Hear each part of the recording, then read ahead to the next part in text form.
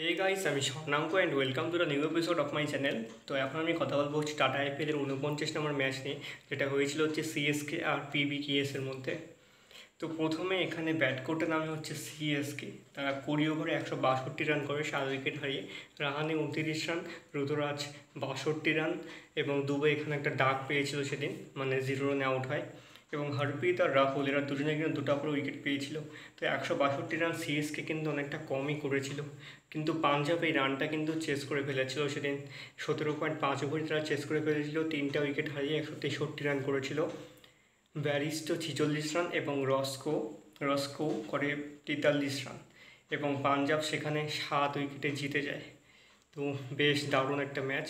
CSK এখানে হেরে গিয়ে তাদের খুব যে ক্ষতি হয়েছে সেরকম না, তবে হালকা একটু ক্ষতি হয়েছে প্লে অফসের দিকে হাত বাড়ানোর ক্ষেত্রে। দেখা যাক কী হয় শেষ পর্যন্ত, প্লে অফসের দিকে কে ওঠে। তো এই ছিল আজকের ভিডিও। ভালো লেগে থাকলে অবশ্যই চ্যানেলটিকে সাবস্ক্রাইব করে দিও।